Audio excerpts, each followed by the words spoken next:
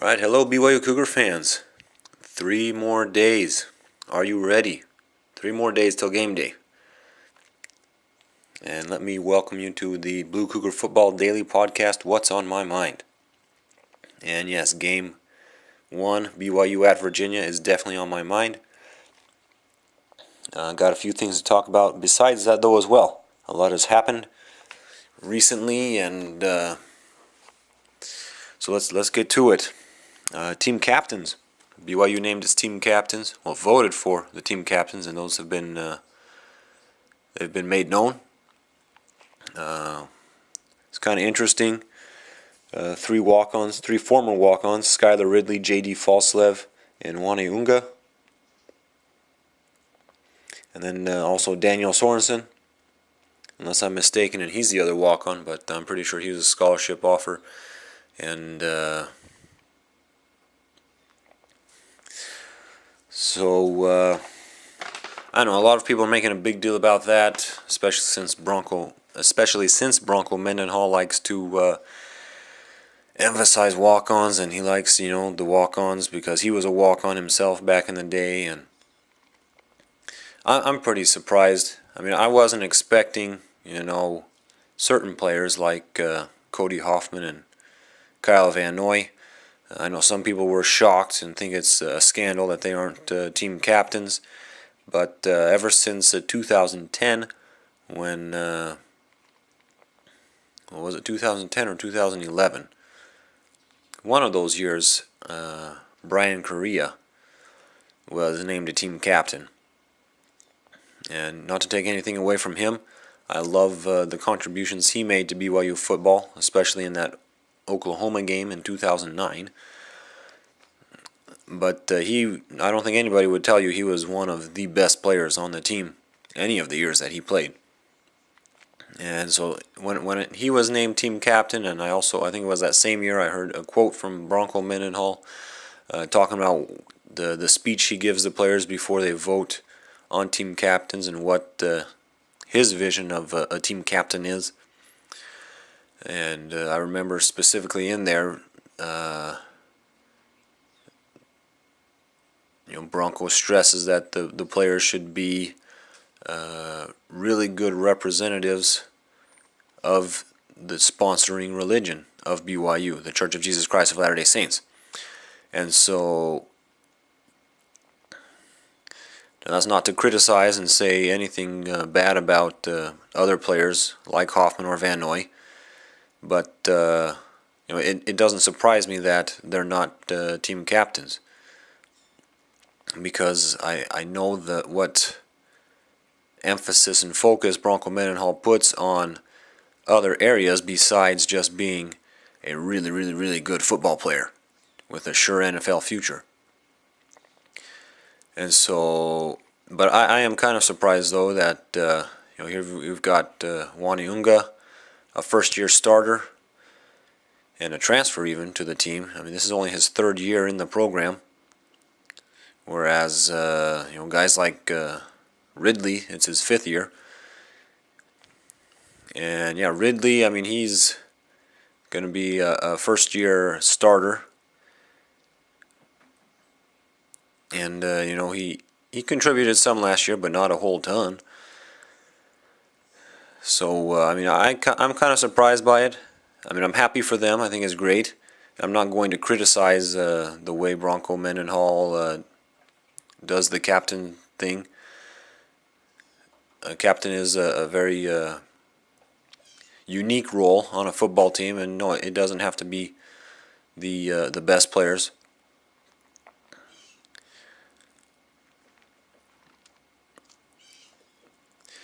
And so those are kind of my thoughts on it. It's nice to see Unga in there, because otherwise we'd have a bunch of white boys as the team captain, leading a team of white boys. If you don't get that, that's a reference back to something Sorensen said 2 years ago, right before the season opener. And actually helps to transition into, it's a joke. I'm using it as a joke. Hope you're not offended. And I mean, I think people are really discovering, especially with the exposure that Hoffman and Van Noy are getting, that BYU is not a team of a bunch of white boys, as they may have been in the past. But that does reminds me of something else I saw this week. There was a quote from a Virginia player thinking that a win over BYU on ESPN will get their program a lot of attention that they haven't been getting. And in the quote, it specifically said, we win this game and people will start thinking, hey, these boys in Virginia, they can play.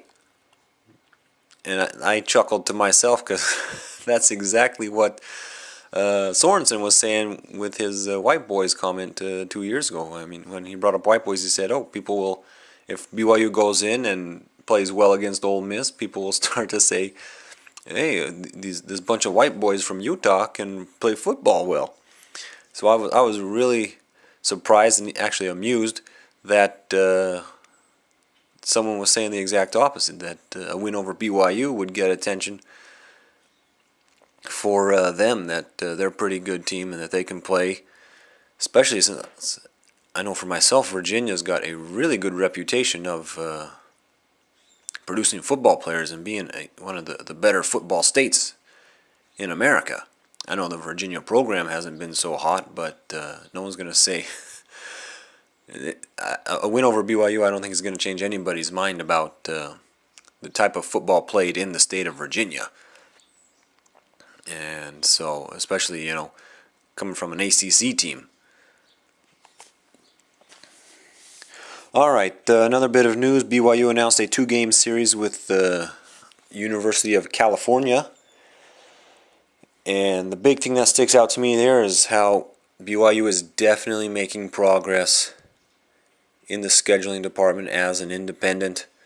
There were a lot of people really worried and criticizing the first couple of years of independence because BYU was not going to get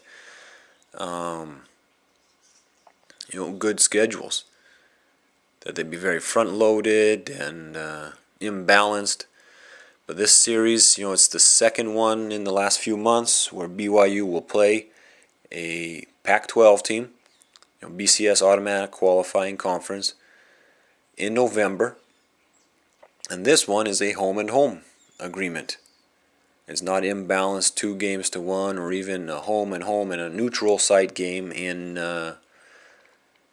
like the 49er Stadium, something really close to Cal's campus. So slowly it is coming, and Tom Holmoe's doing a great job building relationships, making this work, and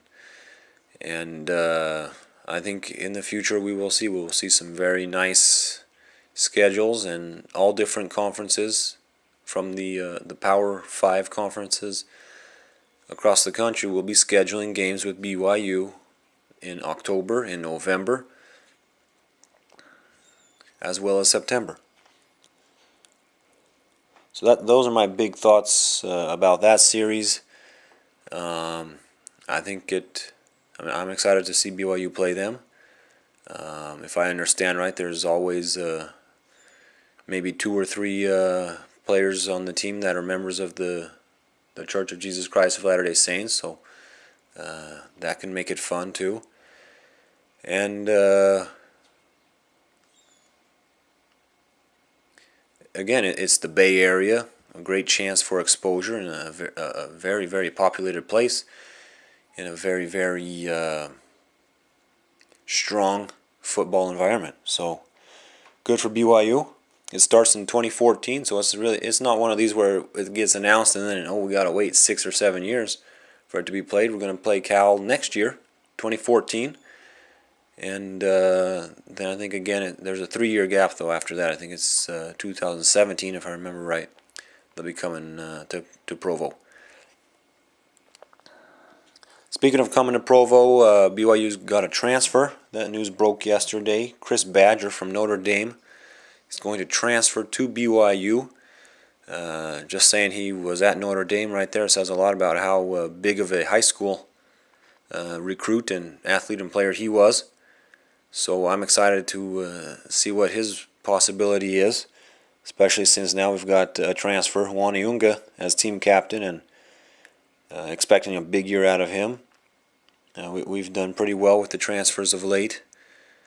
As far as those we've received, Juana Kavenga, Hebron Fangupo, both from USC in the last couple of years.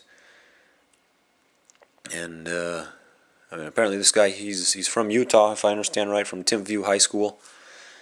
And so just in BYU's back door, he kind of slipped away a few years ago, but now he's decided to come back, return missionary, and he could be a player for us, big time player. I think his timeline puts him there at Timpview about the same time as Craig Bills. So he's got some teammates on the team, which is pretty normal for Timpview guys. And excited to see what he can do for us. And one last thing I got on my mind here, a quote from Taysom Hill. Came out of practice Monday evening, and he's talking about the defense that he expects to see from Virginia. He said, a lot of cover 1 and cover 0. They like to bring blitzes on both sides. Now, that has me very excited. I just think that is going to help Hill have a big day with his athleticism and the ability for him to use his legs. I mean, they're cover 1 and cover 0. That's going to make it easier for passing. And I mean, they're bringing blitzes. All he's got to do is sidestep 1 or 2 defenders, and I mean, he can have a lot of green grass in front of him. And so it could get wild. It could get crazy. He could have a big day both through the air and on the ground because of this defense that Virginia is going to play, if that's really the case. And with guys like Hoffman could run wild in the secondary.